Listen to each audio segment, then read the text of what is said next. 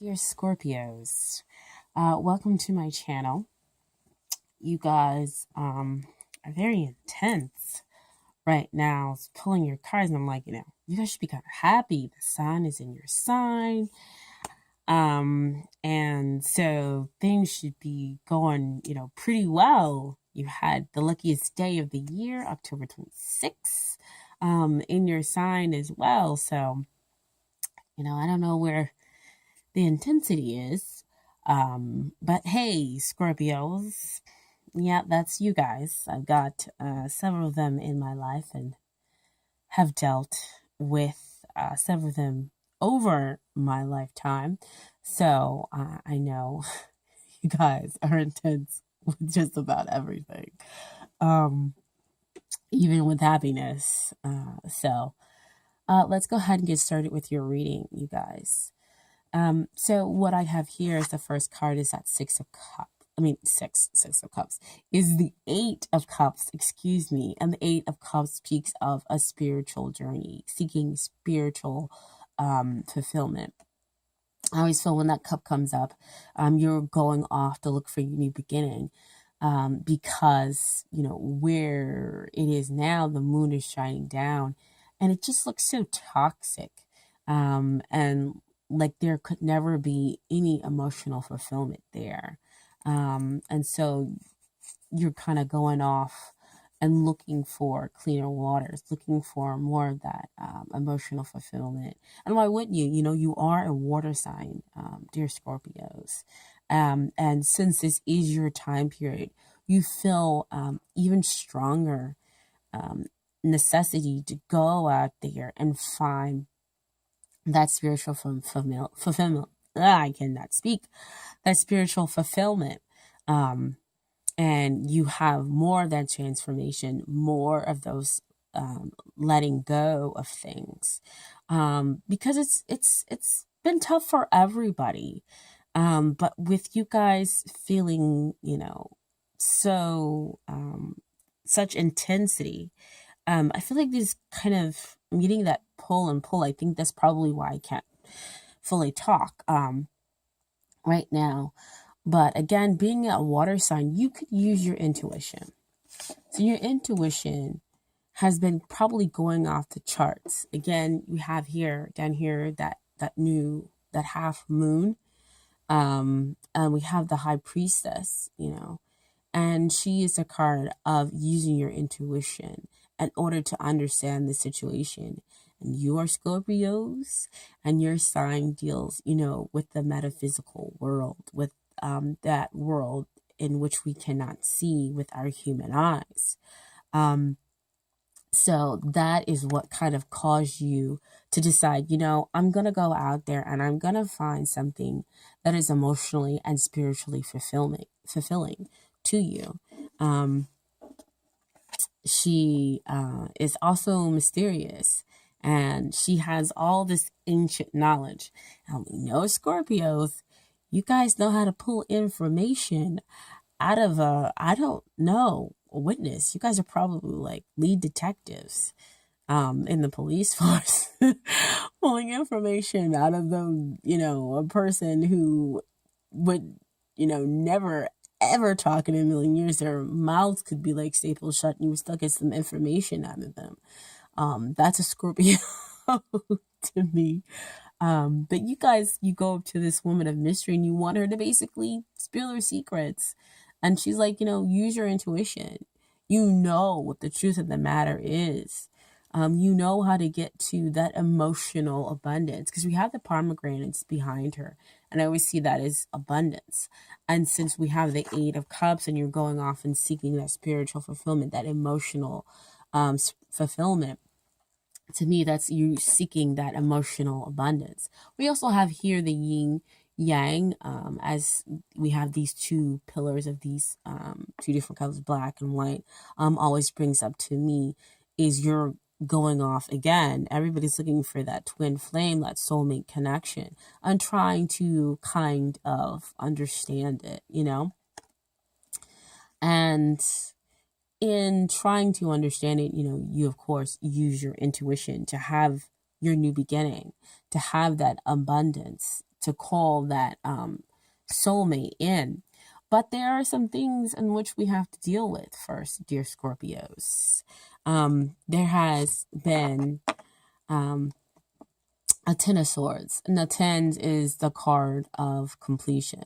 But when this card usually comes up for me, it's kind of like the death of the ego. And I would say this is kind of like the intuition ruling over the ego. Is that, you detach from those kinds of feelings where you only believe in what's going on in the 3D world. The ego is that part of ourselves that helps us when we have that fight or flight or freeze response. But sometimes it can take over our lives and kind of hinder us from moving to places which would be fulfilling and which the self wants to move us to find those experiences that lift us up, that bring joy into our lives. But we all have to go through those karmic lessons in order to be able to get to a place and where we feel completely whole.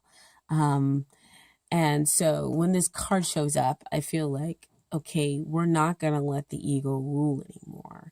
We're going to come from a place of enlightenment through our understanding of our intuition. So our intuition is going to give us that enlightenment. Our intuition is going to give us that healing. And you see the mountains in the background, that the intuition is also going to help give us that stability. So that's what's coming. So this is not a completely terrible card. So that's not only an end to the ego, but an end to the waiting. Because we have a Seven of Pentacles over here. And to me, that's that waiting card. You're thinking about the long-term goals. Is this worth it? I've done all this work. Is it going to show up in the 3D world? And I want to say that it's definitely going to show up for you, because you have here the victory. You have that Six of Wands, which lets you know is you're passionate about moving forward. Your heart space is now open after the death of the ego. It's very easy to have that heart space open, and for the intuition and for the heart to be able to have a real kind of level of communication so that you can move forward, so that you can have the victory after those tough times. And here, that's exactly kind of what the Six of Wands talks about. It also talks about bringing that balance into your life, because we have that six number at the top of this card.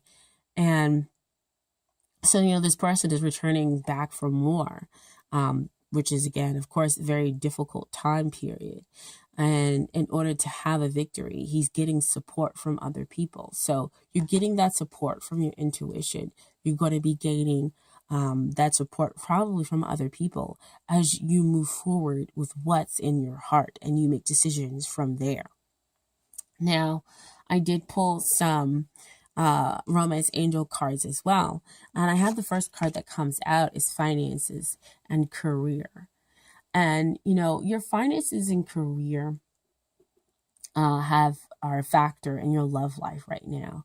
And I feel like that's kind of what's been kind of keeping you at an emotional standstill, is what I'm getting from there. That's kind of what's been blocking you from, using your intuition. That's what's been allowing the ego to reign.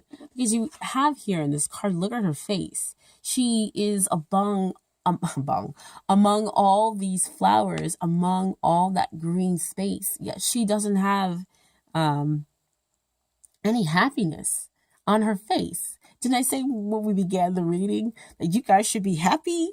Because the sun is shining on you. The Jupiter, the planet of expansion, is in your house, but it's been difficult because you haven't been able to break away from your career, your finances, that calling of the 3D world. That's what's been pulling and pushing you. And it may or may not have been giving you that spiritual, fulfillment. And I feel like now you are in the place and space to want to go out there to seek it. You're ready. I say, go quit your job or anything else like that, but you're ready to kind of let go, to begin that process, even if it's baby steps, to let go of a financial situation or a financial career that doesn't fulfill you. And once you do in it, in that path, you will find yourself. And in finding yourself, you of course will find your twin flame, your soulmate, and you'll have the victory over those difficult, hard times. You won't be sitting there wondering, what is the long-term goal? What is the long-term success and outcome? Am I going to see the victory? Of course you are. You'll feel supported. You'll feel understood because your heart will be open. You'll be using your intuition and you'll have that abundance. Career and finance won't be an issue for you.